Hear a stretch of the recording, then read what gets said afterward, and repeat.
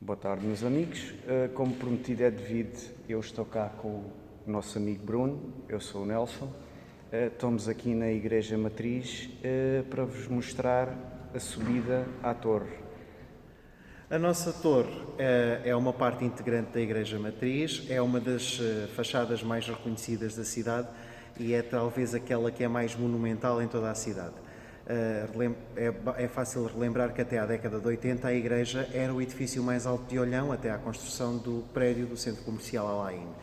A torre foi uma das últimas partes da igreja a ser construída, foi terminada cerca de 1750 e foi uma das poucas partes da igreja a ser afetada pelo terremoto do 1º de novembro de 1755, em que a parte superior da torre caiu por cima da abóbada da igreja e danificou parte da abóbada e parte da torre. É por isso que quem vê de fora, a parte de cima da torre é diferente de todo o resto, de todo o esquema da igreja.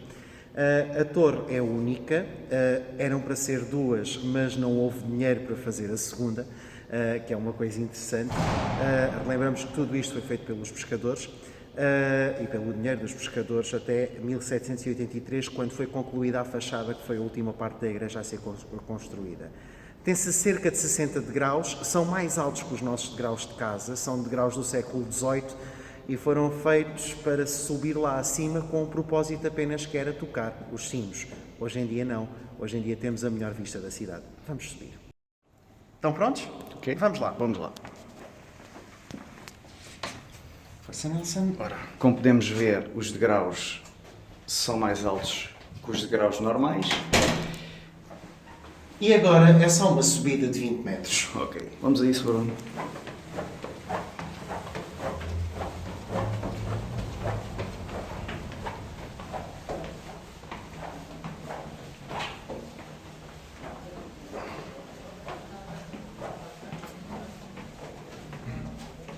Para os curiosos, esta porta dá acesso ao coro alto da igreja, aquela parte superior por cima da porta de entrada e por baixo dos 6 janelões que estão na fachada da matriz. Para os curiosos. Ok.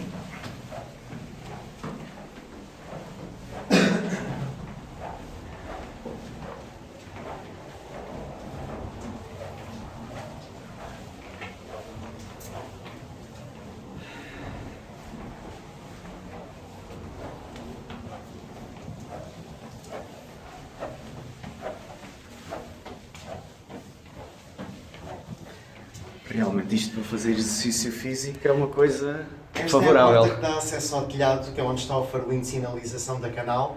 É uma parte da igreja à qual nós não temos acesso, só com a presença de uma autoridade marítima por causa do farolinho. E aqui está a nossa torre. Ok, vamos a isso. E a melhor vista da cidade. Espetacular.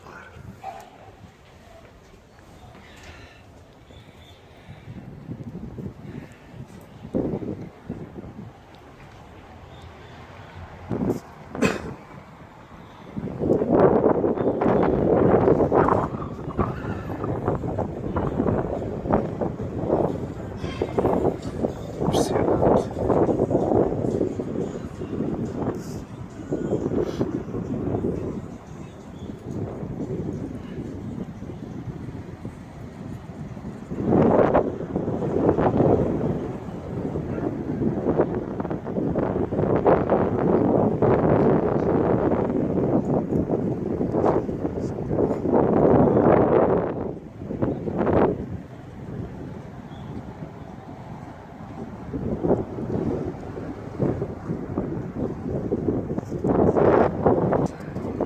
Agora vamos lá filmar aqui o outro lado. Levar atenção aqui com o sino.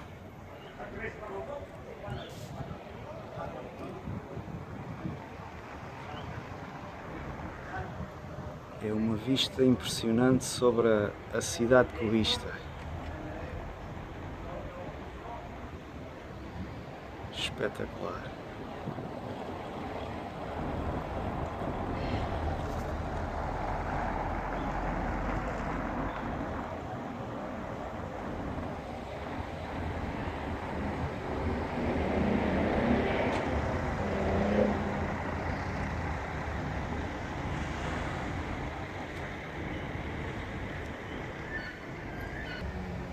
Esta é a vista da nossa torre. Como eu disse, era o edifício mais alto da cidade até ter sido construído o prédio do Alain, e ainda hoje tem a função de dar as horas e de chamar os fiéis ao culto e de indicar os dias mais solenes do calendário litúrgico. Ultimamente não tem funcionado porque, como podem ver, temos o sino grande avariado e não queremos que ele comece a andar à roda nos dias solenes e que possa provocar mais estragos, enquanto não chegam os técnicos responsáveis pelo arranjar do sino.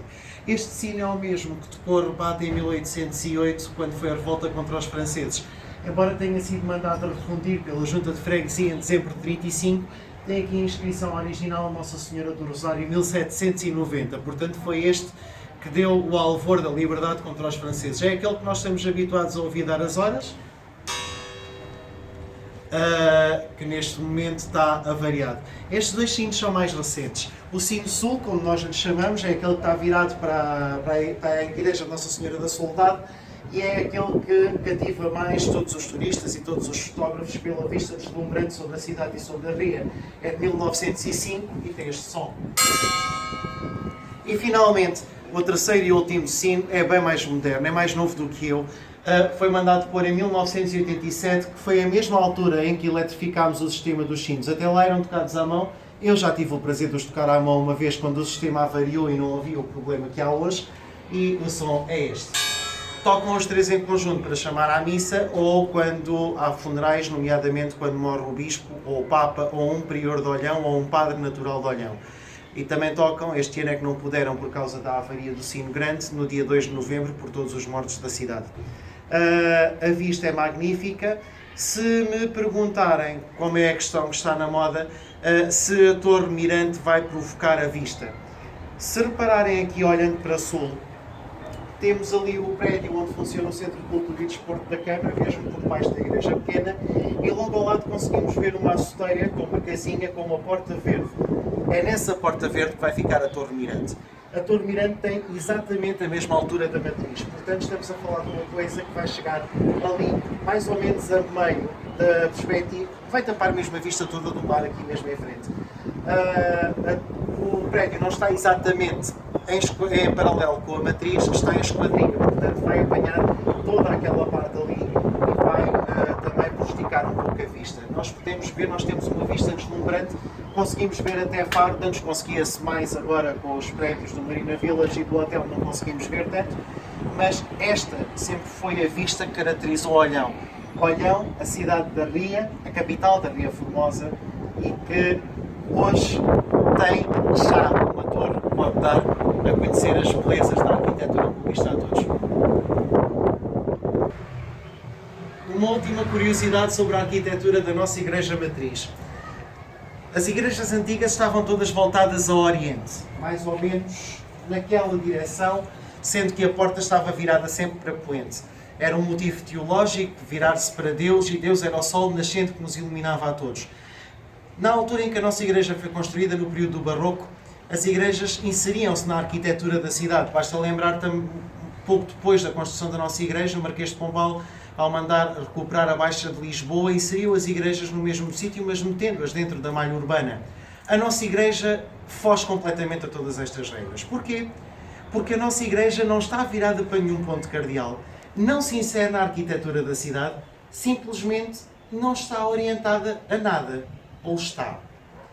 A nossa igreja não está, mas esteve. Porque quando a nossa igreja foi construída, a Barra do Lavacho está ali, e isto é explicado pelos geólogos, a Barra do Lavacho estava aqui, no século XVIII. E ao estar aqui, o Sino Grande e a Torre da Igreja foi o primeiro grande ponto de orientação de navegação nos canais da Ria. Portanto, a nossa torre, a nossa igreja foi construída em função da entrada da Ria. É claro que hoje a barra principal é a Barra Nova, mas ainda assim o testemunho da nossa igreja marca em pedra a ligação que Olhão teve desde o princípio à Ria, a tal ponto que até a igreja está virada para o próprio canal de entrada principal daquela altura. Para visitar a nossa igreja matriz e a nossa torre, pode-se dirigir sempre ao cartório paroquial, onde está o Sr. Eduardo Viegas, ou a nossa sacristã, a Dona Sofia Vitorino, falar com eles. O preço de admissão é €1, é uma coisa simbólica para a manutenção da própria torre e também para os arranjos que são necessários de quando em vez, excetuando pessoas de mais idade, com mais de 105 anos, ou crianças em idade escolar que não pagam. Grupos escolares e grupos acompanhados por turistas também não pagam, por guias. Os guias têm de marcar com antecedência com a igreja, para nós sabermos a quantidade de pessoas e, se necessário, dividirmos o grupo, porque, como vê, o espaço não é propriamente muito grande. Podem dirigir-se entre todos os dias, de terça a sexta, entre as 10 e o meio-dia e um quarto, e entre as 3 e as 5 e um quarto, porque às 5 e meia o cartório fecha. Ao sábado, as visitas só são permitidas de manhã e podem ir também aos horários dos dias de semana entre as 10 e o meio-dia e um quarto. A paróquia de Olhão está sempre disposta a receber-vos e a mostrar os tesouros da nossa cidade.